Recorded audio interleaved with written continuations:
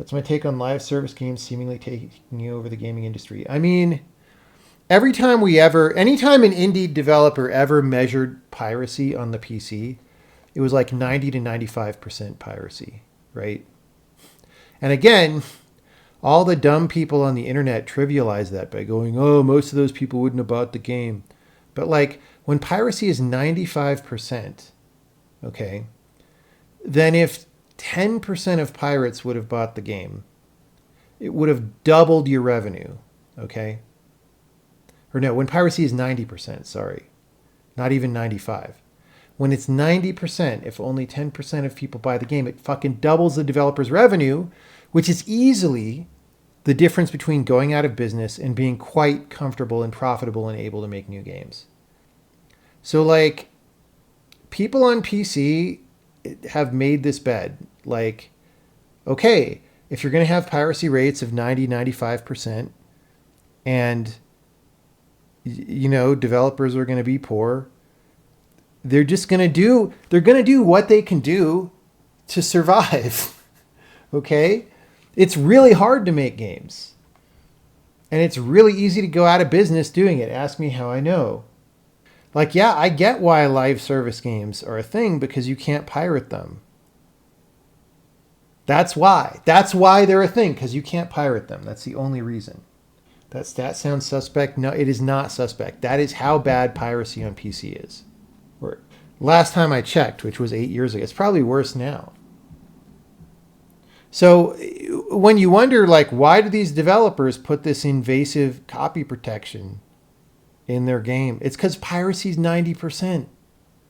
That's why. You think it's less bad now? Yeah. I mean, I haven't measured in a while, but it was that bad. You think it's less bad now? Yeah, I don't actually know. These are old numbers. Does that mean my games will have some kind of DRM? I mean, not right now. But, I mean, I get it. I understand why people do it.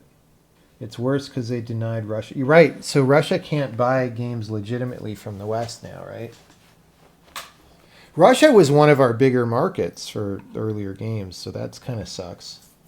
What if piracy increases sales? Piracy does not increase sales. Just stop. It doesn't increase sales. I've had these arguments so many times, they just make me angry.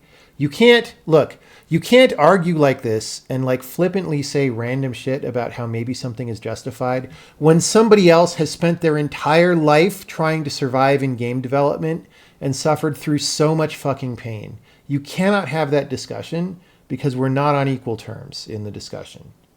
These things matter in a different way to us. Piracy is 90% in San Francisco CVS's. I don't think it's quite that bad, but it is bad. Developers need to start charging streamers to stream their games. That's a weird one. Because I do think streamers are often a net positive for games, but it depends on the game, right? I mean, some games, a shorter single-player puzzle game like Braid, for example, probably suffers from streamers because you could watch him play the whole thing and then you're like, why should I play that, right? I don't know. I don't have numbers for that, but I imagine it could be that way. Witness, I don't feel like that happened with, but it's just a much longer game, right? So you can't like really see the streamer do the whole thing. Like I remember Day 9 streamed Witness pretty much straight through, and it took a number of days. You know, that said, I have definitely watched streamers play Escape from Tarkov for way, way, way more hours than I play Escape from Tarkov. But I did pay for the game. So, I don't know. Developers should get a percent of income. Maybe. I don't know. I'm agnostic on that issue. Puzzle games are just not a popular genre. I mean, I do sort of agree with that. But Braid and The Witness did fine. So, Zelda is a puzzle game, though? Not really. I mean, the puzzles in the Zelda games, the new Zelda games. There are some Zelda games I haven't played, but those like shrine puzzles are all basically fake puzzles.